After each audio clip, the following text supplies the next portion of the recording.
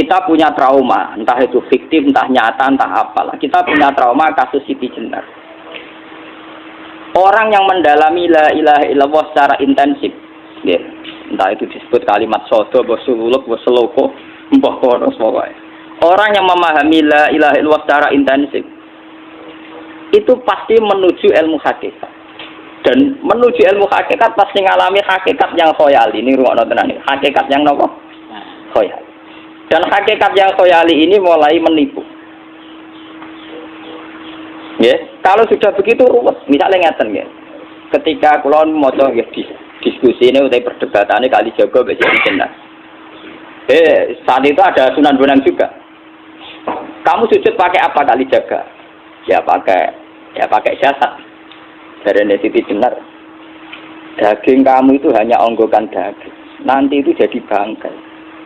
Dan setelah jadi bangkai itu habis. Kamu nanti ditulis Tuhan tidak termasuk yang sujud. Kebuah atau mbok sujud itu bentek. Mikir kan juga. Rugi ke sujud be bathuk be tangan. Jasad sampeyan pun entek. Ora ana sing crita kowe nak sujud mergo jasad itu mbok sampeyan dadi bang. Lah nak ngono sujud ning hakikat ora usah bathuk, ora usah tangan, ora usah sikil, yo rohom iku lho kon sujud be pangeran. Nak sujud be fisik ku rugi wong fisik sampeyan. Mikir kali. Orang bolak-balik kali Joko mantan wali preman terus jadi debat pusing. Siti Jenar tahu belajar tak tahu menang Irak. Yang jelas yang melang gak satem orang menangis. Wah, uang ini menjadi perdebatan. Sehingga keyakinannya kayak Siti Jenar, la ilaha illallah itu ya wahdatul wujud itu innalillahi wa inna ilaihi. Selama ini kalau orang syariat misalnya, orang syariat itu kalau ada orang mati, misalnya Kak Ruhin mati, nah aku kan muni innalillahi wa inna ilaihi raji'un, saiki Ruhin wis mati. Mati itu balik ning penge. Itu cara wong hakikat kan salah besar. Orang mati itu tidak ada. Cara ilmu hakikat orang mati itu tidak ada. Roh ini tersiksa di alam fisik. Jadi ruh ini tersiksa di alam fisik. Karena ketemu ning jasate ruh. Tersiksa itu.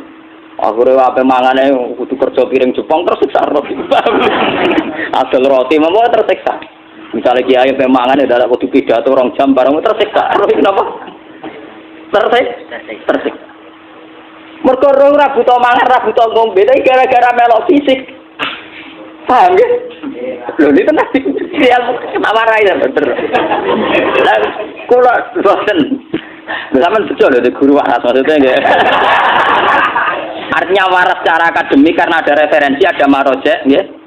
Waras secara hakikat. Kulo nu umpama rasake sampean wis ilmu hakikat. Artinya saya juga ngalami ilmu hakikat. Lan ketika sing aran hikam, wong ora tau muka safar ora usah dadi ulama. Wis entah sekian detik ulama itu harus pernah muka safar. Biar merasakan ilmu napa? Ada. Tapi ilmu hakikat itu bisa dilogikakan sebelum sampean sampai secara musyahadah. Paling enggak bisa sampai secara logika. Manusia itu mulai Nabi Adam sampai sekarang itu kan punya roh, dan roh itu tidak makhluk. Ya, roh itu tidak makhluk. Ketika roh itu diletakkan di jasad, dia itu tersiksa. Karena ketika dia ke jasad fisik, namanya mengalami keterpisahan dengan yang abadi. Dia ini ning jasad fisik tersiksa. Karena dia harus di alam yang kasat mata, alam mulki. Tersiksa. Ketika dia tersiksa, melok ruhin, akhirnya dia mangane kangelan, akhirnya lesu mangan. Padahal roh gak butuh mangan, perlu dicatat roh gak butuh. Ora butuh gunung kidul barang kan ora butuh rapi. Paham kan? Ora butuh putus cinta, ora butuh pegatan, ora butuh macam-macam. Paham? Tapi karena dia nemplek jasad sing butuh mangan, butuh rabi, butuh wedoan macam-macam. Akhirnya roh tersiksa. Suatu saat kalau roh ini dalam bahasa manusia mati, ini dalam bahasa manusia mati. Ini hakikatnya roh itu tidak mati, dia kembali ke habitatnya. Ini disebut innalillah. Kita ini dari awal ya dengan Allah. Wa inna ilaihi juga kemudian nanti kita pasti kembali ke Allah. Dan itu diyakini betul oleh orang wahdatul wujud. Jadi kalau roh mati itu ya tidak ada mati. Terus sekarang itu kembali karena sudah lama mengalami keterpisahan mergo melok fisik-fisik dan ono kerja dasinan, ono nggo proposal lan ruwet to roh ku melok. Paham itu? Kita di roh ku napa melok ruwet. Lah roh ya tersiksa aku ora butuh mangan, ora butuh proposal bocah ngalor. Itu tersiksa. Makanya dalam cerita-cerita Jalaluddin Rumi yang otentik di kitab-kitab begitu. Ketika beliau mau meninggal, muridnya itu nangis. Dari Jalaluddin Rumi, kamu jangan nangisi saya ini mau pesta, saya ini mau pesta perkawinan. Kamu tidak merasakan penyesalan saya ini lama menyesal karena harus hidup bersama kamu. Terus saya ini tersiksa karena ngalami alam yang rusak, yang fana. Alam yang fana. Harusnya roh saya itu di alam abadi, bukan di sini. Maka jangan tangisi kematian saya. Kematian saya adalah kembalinya roh ke habitatnya. Semenjak itu kematian dianggap malam perkawinan karena roh kembali. Walhasil nguniku cara ilmu tasawuf bahasa Arab jenenge wahdatul wujud, kena Jawa Yogyakarta Solo keadaan itu jenenge manunggaling kawula. Mergo sing rawan ngono rugen lho, Pak. Nek iki tak terangno detail. Jadi batuk mesti lagi buku sujud kan, itu sebenarnya hilang. Jadi seksine terawat mau cara teori ini sinten Siti rugi gue. Jadi ya kendo. Tak kali coba mantan preman jak debat terus gue nak ngono buat terusan apa tadi gue. Lah debat ini biar itu premane kumat. Ya sam preman jak debat ilmi. Ngono ku model. Kali Joko yo ora salah, dise sing dina Umar nggih ngoten. Umar sahabat top, lha jak debat atau milih patenane ya Rasulullah. Gak iso dene ilmiah. Mantar preman pasar ukat terus dadi sahabat top. Debat ya milih mate. Ada wonten cerita wong Yahudi njaluk keputusan Nabi. Bareng wis diputusno Nabi cek mamang. Ndak tenang keputusane ngono dalam sengketa duniawi. Bariku takok ya Ali. Ya Ali, aku mau sowan ning Nabi Muhammad. Dikai keputusan tapi mamang cara kowe pilih. Sampai Ali dikai keputusan persis kanjeng Nabi. Cek mamang meneh takok Umar. Takok Umar aku mau sing Muhammad, ning Ali dikai keputusan kok mamang, Mar. Cara kowe piye? Urusan dunya. Enteni deh. Entah dia meleput buat apa? Uang diputus Nabi ora marah. Buat mati. Awe. Mereka mantan apa? Cara mantan intelektual kan ya wajar nggak uji kok percaya Nabi. Kan bareng cara Ali sudah gak percaya wis kandhani. Ora mesti cara Ali jangan lha ora bapak ini. Ya wajar wong Yahudi kok percaya Nabi, nak percaya ora itu Yahudi Muslim. Ali itu Gus Dur. Ada Gus Dur beda piye tenang. Ali nyen ngoten watake ngoten. Nasibe padha. Ali itu ilmuwan yang jadi presiden gak sukses, yang niru Gus Dur. Mergo ning tinggal negara wong pinter mimpin ra sukses, wong pinter gampang maklumi. Lah misalnya kita jadi kiai wong pinter, Pak Yai santri ini pacaran, maksud itu jangan langsung cawe itu. Wah ruwet, terus malah dalil zinalina subuh syahwat minan. Piye pondok tanpa pelaturan tadi. Paham ya, ruwet tau. Mulane aja geman, iki kiai pinter teman-teman aja geman. Sing biasa wae ana syariate sithik-sithik. Sing kamane ana santri pacaran tersinggung, ana santri nakal tersinggung, sing ana rasane lha donya ana napa? Jadi nak meguru kula nu urusan ilmu semi hakikat. Mulane mon gitu. Sehingga kayak Siti Jenar, cara pandang Siti Jenar itu masuk betul ning gone pemikiran para santrinya. Kados Ki Ageng Pengging, siapa masuk betul karena masuk akal. Cara mereka napa? Betapa tidak ada artinya fisik ini. Nah, kalau semua fisik ini tidak ada artinya, kemudian yang ada artinya itu roh, perjalanan apa? Perjalanan roh, sehingga diartikan inna lillah wa inna ilaihi raji'un. Inna sholati wa nusuki wa mahyaya wa mamati ku lillah. Lah kemudian sekarang sampean tak tanya misalnya, ini latihan ilmu hakikat. Wa mahyaya lan penguripan ingsun. Kalau ingsun itu artinya fisik atau jasad, itu keliru besar karena jasad tidak pernah hidup. Yang hidup itu roh. Paham ya? Sekarang artinya wama mati itu apa? Kematian ingsun. Kalau roh itu tidak pernah mati, berarti kematian roh adalah keterpisahan dengan yang agung atau yang abadi. Dan semuanya itu lillahi rabbil alamin. Sehingga mereka mengatakan kematian itu satu pesta. Malah kasus Bilal ditakoki, ya Bilal, ketika murid-muridnya nangis bergape mati, ya Bilal ge seneng ae. Godan nalqal akhibah Muhammad dan wakisbah. Ya nak mati malah seneng loh ketemu kekasihku. Sebab itu kematian tidak pernah jadi problem bagi mereka sing soleh, sing menembus ilmu hakikat. Paham? Tapi ilmu hakikat kayak ini itu yang diyakini Siti Jenar, diyakini Jalaluddin Rumi, diyakini para wali-wali wahdatul wujud. Dulu Syekh Husain Sinten Al-Halal. Itu kemudian melahirkan prahara syariat. Prahara apa? Syariat. Sebab itu Wali Songo, oke Siti Jenar benar dalam filosofinya, tapi harus dibunuh karena menjadi prahara syariat. Sama dengan yang dikatakan Nabi itu benar, tapi menjadi prahara syariat. Akhirnya disomasi oleh Umar radhiyallahu anhu. Jadi sebetulnya sama, pola-pola ceritanya sama. Intinya sebuah ilmu hakikat harus dikawal napa? Syariat. Nggih kula bolak-balik. Contoh paling gampang wit pisang. Wong nak mangan gedang kulitnya tetap dibuat. Tapi umpama gedang dari awal ora usah kulit, ra sido dadi gedang. Paham nggih? Meskipun kon ape dipangan ya dibuat. Tapi kita tidak bisa bayangkan pisang dari awal tanpa napa? Mbah kekeringan, mbah bosok, mbah ra sido dadi napa? Pisang. Terus pentingnya syariat lagi begini, malah penting ngaji wali-wali syariat yang pinter kados Sunan Kudus, kados Sunan Bonang. Andai kan tidak ada syariat itu dunia pun mesti rusak. Contoh paling gampang masalah pornografi, porno aksi. Jadi jenar aja omongi ngono ibu ngakak-ngakak deh. Dari pangeran wis pirsa, kowe nek klambi pangeran ora ora tentora ya ora usah klambenan. Wong ora ana gunane. Kalau yang paling penting ku nazarullah, kenapa kowe klambenan barang? Wong kowe klambenan ora pangeran tetep pirsa. Nyatane di jenar nak mulang nggih coba klambenan lah intine napa? Dinya ada nabi Sunan Bonang. Nah kowe percaya kabeh nazarullah ora usah napa? Klambenan. Tetapi teori ra usah klambenan iki dinggo tenan. Mulane nek pas wiridan aliran sesat ciri utama. Kira klambenan tenan. Lah ruwet kok. Lha iki tenan iki cerita. Iki pentingnya ngaji nggih. Ben sampean ngerti variasi riwayat kemudian kita orang syariat harus kayak apa, kemudian kenapa menjadi aliran wahdatil wujud. Lah terus kita ini ya, kita ini kan orang syariat. Mang kelemahan syariat itu akeh kok sampean-sampean siji mesti ra kramat. Modele ora di duwe bingung, ruwet. Urip wong syariat lho apa? Dineng bojo wedi, dineng tangga wedi, pengaruhe menurun. Pancen orang syariat itu banyak kriminal tauhidnya itu mang jelas. Malah kiai-kiai fakir nak ketemu kiai-kiai sing setengah jaga wedi mergo iso nebak atine. Ndekne meriang ngono. Sing kiai ra tau salat keramat padahal ngambungan wong. Sumbu dina salat pat waktu kok ora tau keramat. Wong ape buah utang tanggane iku keramat apane? Sing kono ngawur-ngawur sowan pirang. Meriang oleh syariat ngadepi wong hakikat napa? Mulane jogeman dadi wong syariat sing ngene iku bahaya.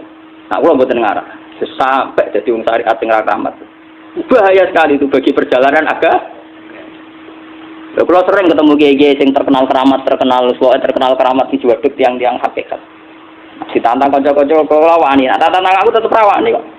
Mikir deh.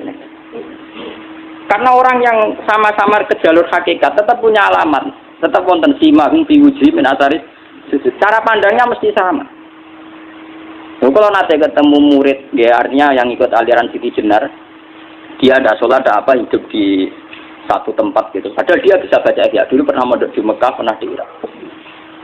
Itu ya meresahkan para kiai.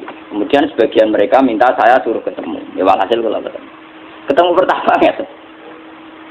Jadi harus tapi zaman roh jenengku terperata arani muka sapa. Nggih biasa mawon. Kula ora usah kenal jenengan nggih kenal. Dadi kula biasa mawon. Lalu pernah ngajari ajaran nih. Saya Gus ning donya tak enteni mau turu ngenteni mati ngono Gus kok repot. Ijaban kula terus enak. Sampai jare wong hakikat wong ngenteni mati bareng. Ya mati yo saiki iku. Sak ngenteni saiki padha-padha wis napa? Wis mati. Ya saiki wis padha-padha wis urip. Wis padha kabeh. Nah cara ilmu hakikat kan terus sama semua. Napa? Sama semua. Tadi makanya itu tadi. Kalau baleni malagi, logika hakikat itu begitu ya. Roh itu ditiupkan oleh Tuhan ke kita. Kemudian roh karena ikut alam fisik, alam jasad, roh ngalami yang kita alami. Okay? Ketika roh ngalami yang kita alami, dia tersiksa. Nah, ketika roh sudah terpisah dari jasad yang mengekang, yang memenjara ini, dia senang terus kembali ke Tuhan. Ini disebut inna lillahi wa inna ilaihi. Nah, jasad ini kemudian menurut ilmu hakikat nggak ada gunanya sama sekali total. Hilang di telan tanah. Lah kalau begitu jasad iki nak mbok agul-agulan. Gusti bathuk kula tak nggo sujud tangan kula ndi buktine tanganem wis ra ono. Bathuk wis ora. Mulane dari Siti Jenar, hanya wali bodoh kayak kalian yang punya ajaran bodoh begitu. Malah rasupan terus. Mulane Sunan Kalijaga semangat kon mateni mergo tambah omongane glodro nduk ndi. Tapi yang enggak disadari Siti Jenar yaitu tadi. Inti dari ilmu hakikat itu kan tunduk sama kersane Tuhan. Kalau sudah tunduk pada kersane Tuhan, kalau kersane Tuhan roh kita harus di jasad. Dan wujud jasad kita ini juga karena kehendak Tuhan. Kenapa yang wujudnya jasad yang karena kehendak Tuhan engkau ingkari? Sementara wujudnya roh tidak kamu ingkari. Toh wujudnya jasad ya bi iradatillah wa bi masyiatillah. Wujudnya roh ya bi wujudit bi masyiatillah wa ira. Harusnya fungsi jasad juga harus kamu akui toh Siti Jenar. Wong sekarang kita punya jasad ya bukan karena kita, karena kehendak Allah. Kenapa kamu ingkari? Berarti kamu ingkari kehendak meneng Siti Jenar.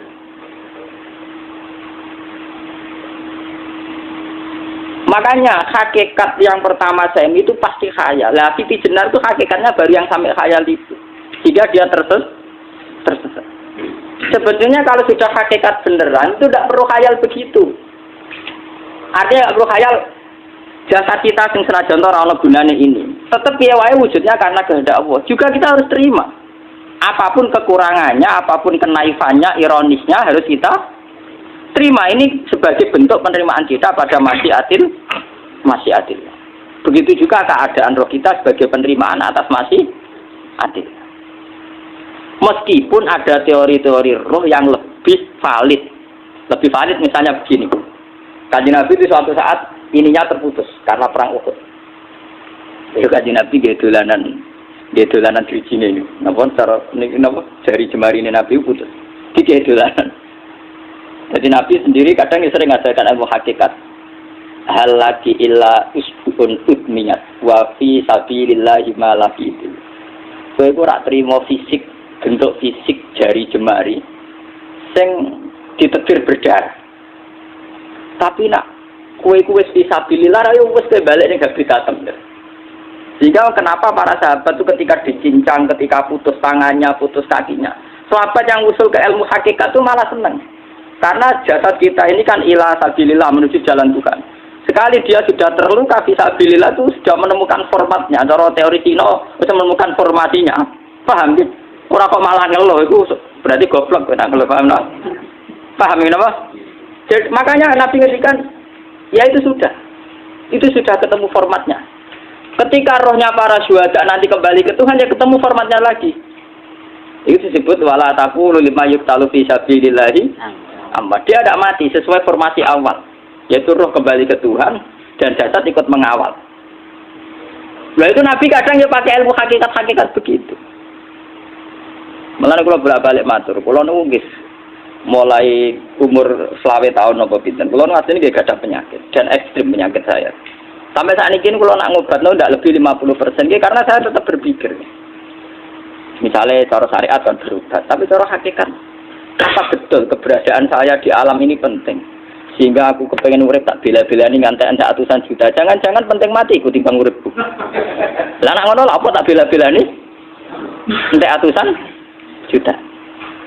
Jadi misalnya kita berobat ya mau ya cari nabi kan berobat ya berobat. Pokoknya kita Islam masih mau geruduk kadang orang paham.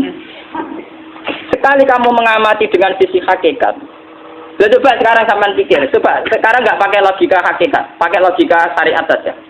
Saya ini misalnya asetnya 10 juta, misalnya, saya punya aset 10 juta. Tapi misalnya aku rugen nawan atau dipengaruhi di masa depan sama nih, kalau kan soalnya cara teori di masa misalnya kulo rugen, artinya kere di duit 10 juta aset. Tujuan saya sembuh kan supaya aku iso sembuh sehat, engkau iso kerja untuk anak. Tapi karena saya sakit nanti operasi tidak 10 juta. Operasi tidak 10 juta. Wong aku repair mesti iso marisi anak. Apa mana nak duit 10 juta tak ada gue berobat malah jelas ra iso marisi. Lah nak ngono penting matiku ya dibagi 10 juta. Karwan iso diwaris langsung. Sementara anak aku mari dibiayai 10 juta, rong mesti mari 10 juta mesti anu. Artinya tidak ada jaminan kalau berobat itu secara visi ke depan lebih baik. Soalnya malah ngentekno donya nggak jelas akibat positifnya. Misalnya tetap lumpuh duwe teori loh. Bahwa artinya apa? Teori hakikat tetap lebih benar bahwa hidup itu tidak ada artinya. Semua itu tidak ada artinya. Berobat apa enggak berobat semuanya tidak ada arti. Teori loh gini. Sehingga kalau kita tengah-tengah aja tengah-tengah kados kula misalnya loro nggih berobat. Gusti separuh kula nglakoni syariat tapi sebagai kula ulama fikih nggih separuh kula lakoni napa? Jadi kula tetep mboten ngarah obat 100%. Tapi orang ngarah berobat wong kula tiyang napa? Syariat. Tapi memang faktanya itu begitu. Cara Kanjeng Nabi kadang Kanjeng Nabi berobat. Kadang Kanjeng Nabi wis nikine tercincang gede guyonan. Wa laki illa usbu'un utmiyat kowe ora mau driji sing gak melok-melok. Nah, bukti bahwa jasadnya begitu tidak penting. Kayak Sayyid Hamzah. Mulai Sayyid Hamzah menganggap wahyu bentone ra karuan. Kalau teori Siti Jenar itu benar, teori Jalaluddin Rumi benar teorinya lho, ora kok ra salate lho, maksudnya kok nang ra salate. Benar cara analisis roh. Ketika Sayyid Hamzah dinyatakan mati oleh manusia, oleh hukum manusia dinyatakan mati karena dia sudah tidak bergerak. Dalam teori hakikat kan rohnya Sayyid Hamzah sudah fi khawasili tuyurin khudrin. Rohnya sudah diambil Tuhan, tidak mati. Paham ya? Ketika rohnya Sayyid Hamzah sudah diambil, jasad ini sudah tidak punya rasa. Sekarang secara syariat kasat mata kita tahu, wong jasad nak diinfus, di sayat-sayat dioperasi ora kroso. Apa meneh saiki ruhe wis bisa. Lah ya jasad itu cek gampange, dioperasi dibius saja terus tidak kerasa. Apalagi rohnya sudah diambil. Nah saiki bayangkan, ketika Sayyid Hamzah itu sudah di atas, niku kira-kira delok wahsi ra wong bentuk. Lho wong kok baca igabus. Ketika jasad benar-benar tidak penting, kemudian jasadnya Sayyid Hamzah kan dicincang oleh wahsi. Ketika rohnya sudah diambil kan Hamzah tidak merasakan. Berarti Sayyid Hamzah guyu-guyu wahsi. Wahsi cek bentuk nih gabus itu dicincang. Paham ya? Loh ini tenang. Artinya ketika pandangan manusia iba kepada Sayyid Hamzah karena dicincang, dimutilasi oleh wahsi. Wahsi tidak mengalami Pak Sinten, Sayyid Hamzah tidak mengalami apa-apa karena rohnya sudah bersama Tuhan. Dan iso wae Sayyid Hamzah malah guyu-guyu wahsi. Cek goblok gabus kok dicincang. Lah nak ngono rak mirip, makanya dalam hal ini itu dalam teori roh itu sebetulnya Siti Jenar tidak sesat dalam teori roh. Tapi jangan katakan itu penemuannya Siti Jenar. Siti Jenar itu terlambat. Sebelum itu ada Husain Al-Khallas, sebelum itu ada Jalaluddin Rumi, sebelum itu juga ada sahabat, ada nabi. Cuma cara aplikasinya Siti Jenar melenceng. Jadi jangan katakan kok tak kampus-kampus, itu pendapat Siti Jenar itu malah goblok meneng. Siti Jenar itu sanut, paham nggih maksud apa? Wis anut. Nah, teori yang sama terjadi pada Yesus Kristus. Ketika Yesus misalnya secara lahir dicincang, dimutilasi, diapakan oleh orang Yahudi. Sebetulnya rohnya dia sudah bersama Tuhan, kembali ke Tuhan Bapa, nah cara Kristen. Nah cara Islam ya balik ini pangeran. Andaikan itu iya, itu ya ada masalah karena hakikatnya dia tidak dicincang, tidak dibunuh.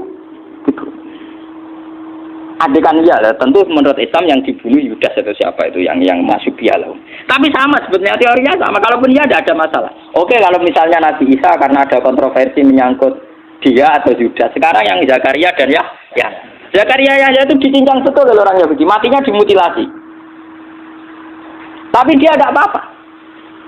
Karena ketika beliau dicincang, rohnya sudah diambil. Ini rumah tenan kan, bener untuk kendel mati paham kan ya. Jadi maksudnya ini kalau ajari, nak mati itu tidak problem. Ini kalau urip mati loh. Nah ini bersamaan paham ya. Kaitan la ilaha illallah ini nanti semuanya sama kaitan sama apa? La ilaha illallah. Ini nanti ujungnya sama dengan la ilaha illallah. Begitu juga seterusnya. Misalnya Yahya kalian sinten? Zakaria. Ketika Tuhan ditanya, jadi tenggene alam malakut pengiran ditakok, ya Allah, Yahya dan Zakaria itu kan hamba pilihan engkau. Ketika dicincang kok jenengan biarkan. Endi Yahya Zakaria dicincang? Aku itu ora goblok dari pengiran. Sedurunge dekne dicincang jasate ruhe tak sibuk. Dadi dekne ora krasa blas. Begitu juga yang tafsir-tafsir, sama lihat wa Maryama. Sayyidah Maryam yang istrinya Fir'aun. Itu kan dia iman sama Nabi Musa. Asiyah, ya Asiyah imro'ati napa?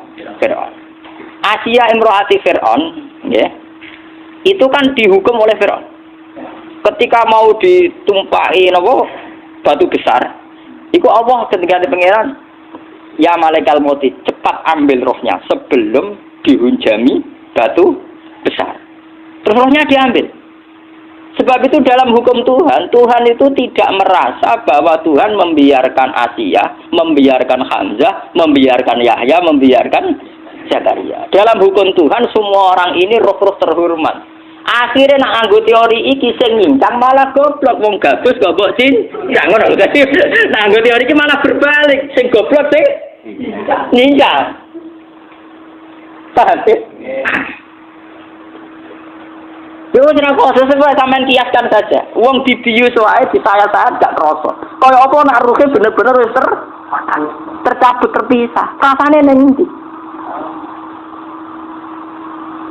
Iki sing disebut wala taqulu lima yuqtalu fi sabilillah napa? Lah kemudian roh ini kemana? Nah, roh itu sudah menyatu dengan kalimat tauhid. Mesti roh itu bersaksi la ilaha illallah. Itu sing disebut ning alam roh ketika Allah tanya alastu bi rabbikum mesti qalu bala. Mesti mereka jawabnya apa? Bala. Karena alam roh tentu lebih mudah bersaksi akan keberhadiran dan keeksistensi Tuhan Allah Subhanahu wa taala.